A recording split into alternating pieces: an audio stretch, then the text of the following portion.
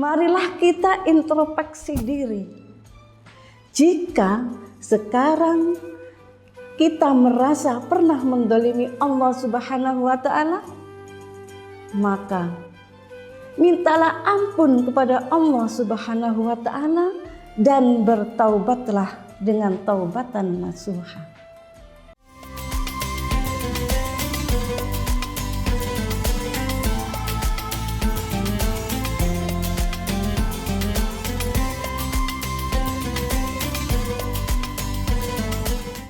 Assalamualaikum warahmatullahi wabarakatuh. Saya Husnul Khuluqiyah.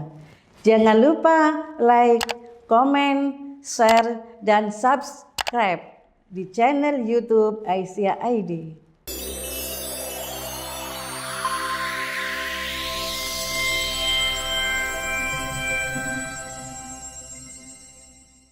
Assalamualaikum warahmatullahi wabarakatuh. A'udzu billahi minasyaitonir rajim. Bismillahirrahmanirrahim. Innal hamdalillah nahmaduhu wa nasta'inuhu wa nastaghfiruh wa na'udzu billahi min syururi anfusina wa min sayyiati a'malina. May yahdihillahu fala mudhillalah wa may yudlil fala hadiyalah. Asyhadu an la ilaha illallah wahdahu la syarikalah wa asyhadu anna Muhammadan abduhu wa rasuluhu la nabiyya ba'da, amma ba'du. Para pemirsa Aisyah ID rahimakumullah. Dalam kesempatan siang hari ini, tausiah kami berjudul berhentilah berbuat dolim kepada siapapun. Allah Subhanahu wa Ta'ala telah mengingatkan kepada kita di dalam Al-Quran surat Ad-Dariyat ayat 56. A'udzu billahi minasyaitonir rajim. Bismillahirrahmanirrahim. Wa ma khalaqtul jinna wal insa illa liya'budun, yang artinya, dan tidaklah aku menciptakan jin dan manusia kecuali hanya untuk beribadah kepadaku.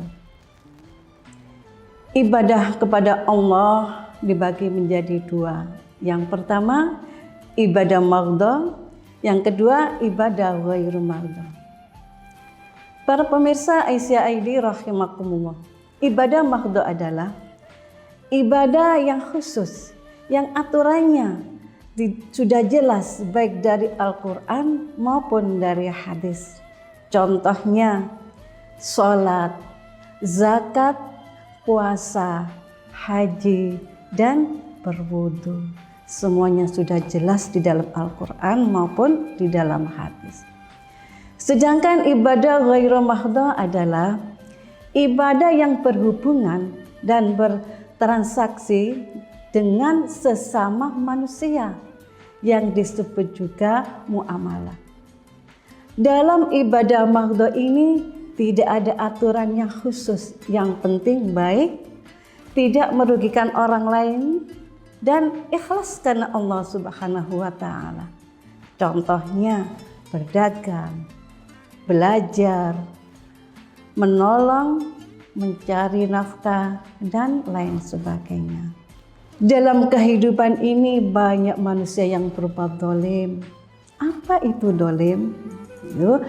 Perbuatan yang menyimpang dari aturan Allah. Dan dolim itu juga adalah menempatkan sesuatu bukan pada tempatnya. Para pemirsa Aisyah ID rahimakumullah, ada manusia yang berbuat dolim kepada Allah. Dengan cara apa? Yaitu melakukan kesyirikan, menyekutukan Allah dengan yang lain. Nah, itu merupakan kedoliman yang paling besar. Allah telah berfirman dalam Al-Quran surat Luqman ayat 13. A'udzu billahi minasyaitonir rajim. Bismillahirrahmanirrahim. Wa id qala Luqmanu libnihi wa huwa ya'iduhu ya bunayya la tusyrik billah innasyirka ladzulmun adzim. Artinya, dan ingatlah ketika Luqman berkata kepada anaknya, "Ya bunayya, wahai anakku, janganlah engkau menyekutukan Allah, karena menyekutukan Allah itu suatu kezaliman yang sangat besar." Dalam bergaul dan bermuamalah, sering kita jumpai orang-orang yang berbuat zalim kepada sesamanya, yaitu contohnya menyakiti hati orang lain, merugikan orang lain, dan mengambil hak orang lain. Nah, itu semua dilarang dan dilaknat oleh Allah Subhanahu wa Ta'ala. Allah berfirman dalam Al-Quran surat Hud ayat 18. A'udzu billahi minasyaitonir rajim. Bismillahirrahmanirrahim. Ala la'natullah 'alal zalimin. Ingatlah laknat Allah atas orang-orang zalim. Orang zalim itu akan mendapat azab neraka. Allah berfirman dalam Al-Quran surat Saba ayat 42. A'udzu billahi minasyaitonir rajim. Bismillahirrahmanirrahim. Wa naqulu lilladzina zalamu dzuqu adzabannar allati kuntum biha tukadzibun. Yang artinya, dan kami katakan kepada orang-orang yang zalim, rasakanlah olehmu azab neraka yang dulu kamu dustakan.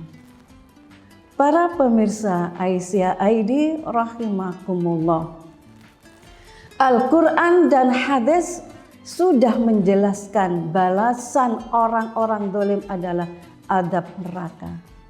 Untuk itu, marilah kita introspeksi diri. Jika sekarang kita merasa pernah menzalimi Allah Subhanahu wa Ta'ala, maka mintalah ampun kepada Allah Subhanahu wa Ta'ala dan bertaubatlah dengan taubatan nasuha.